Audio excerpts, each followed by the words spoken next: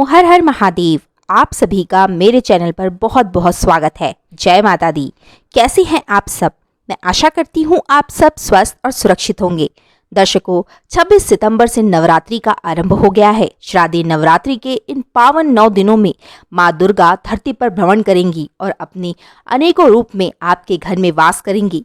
यदि आप भी माँ दुर्गा को अपने घर में वास कराना चाहते हैं और अपनी सभी मनोकामनाओं को पूर्ण करना चाहते हैं, तो नवरात्रि में यदि आप व्रत रख रहे हैं तो कुछ बातों का आप विशेषकर ध्यान रखें। यदि आप अपने घर में घट स्थापना कर रहे हैं, कलश की स्थापना कर रहे हैं, जवारे बो रहे हैं माँ दुर्गा के प्रति, तो आप उनका विशेषकर ध्यान रखें।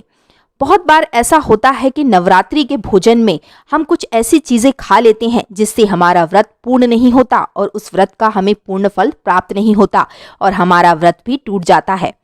दर्शकों, ऐसा माना जाता है कि नवरात्रि के दिनों में कभी भी हमें भारी भोजन नहीं करना चाहिए। नवरात्रि के दिनों में आप ताज़ा जूस पी सकते हैं, ताजे फलों का आप जूस पी सकते हैं, साथ में आप दूध ले सकते हैं, दही से बनी लस्सी भी ले सकते हैं। लेकिन बाजार की जो पैक वाली लस्सी या जूस आते हैं वह आप ना लें, क्योंकि उसमें बहुत से ऐसे केमिकल होते हैं जिससे हमारा व्रत टूट सकता है। साथ ही में आप व्रत में माता रानी को फलों का भोग अवश्य लगाएं, जैसे कि सेब, अंगूर, पपीता, अनार आदि का आप उन्हें भोग लगाएं और उसे भी आप ग्रहण कर सकते हैं। ऐसा माना जाता है कि जो भोग हम माता रानी को लगाते हैं वही भोग हमें ग्रहण करना चाहिए।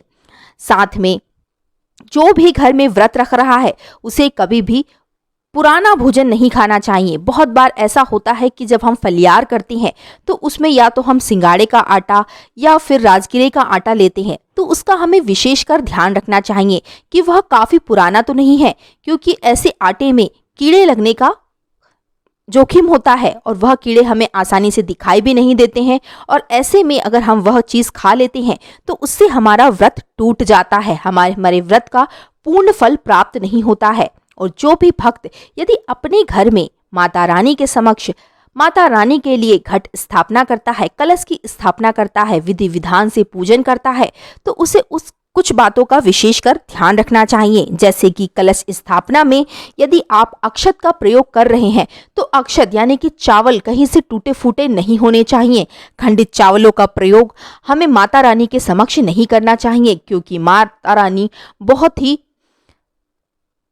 माता रानी छोटी सी गलती पर हमें क्रोधित कर हो जाती हैं, इसलिए हमें कुछ बातों का विशेषकर ध्यान रखना चाहिए। और कलश स्थापना के दौरान जब भी हम नारियल यानी कि श्रीफल को हमें किसी लाल चुनरी में बांधकर या लपेट कर ही आड़ा रखना चाहिए, खड़ा कभी नहीं रखना चाहिए। यदि हम आड़ा रखते हैं तो उससे हमें पूर्ण फल की प्राप्ति होती है। नवरात्रि के इन 9 दिनों में माँ दुर्गा हमारे घर में वास करती हैं और हमारे घर को धन्य धान से परिपूर्ण कर देती हैं। साथ ही में नवरात्रि के 9 दिनों में माता रानी को लाल फूल जरूर अर्पित करना चाहिए, क्योंकि लाल फूल माँ दुर्गा को अति प्रिय होते हैं। साथ ही में लाल कलर की चुनरी अर्पित करें और विधि विधान से पूजन पाठ करें। साथ ही में भोजन भी सात्विक ही करें, ज़्यादा भारी भोजन हमें नहीं करना चाहिए।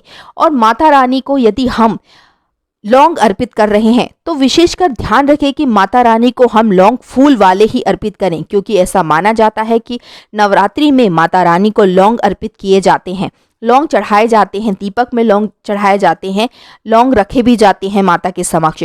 तो उन लौंगों पर फूल आवश्यक होना चाहिए, डंडी वाले लौंग होने चाहिए। खंडित लौंगों का प्रयोग हमें माता रानी के समक्ष नहीं करना चाहिए। कुछ बातों का विशेषकर आप ध्यान रखें और कुछ ऐसी चीज़ों का सेवन ना करें जिससे कि आपका व्रत टूट जाए। श्री शिवाय नमस्तुभ्यं। दर्शकों, वीडियो यदि पसंद आया तो लाइक करें, कमेंट करें, चैनल को सब्सक्राइब कर लें। मेरा अगला वीडियो जब भी आएगा देखना ना भूलें। श्री शिवाय नमस्तुभ्यं। दर्शकों, जय माता दी, जय माँ लक्ष्मी।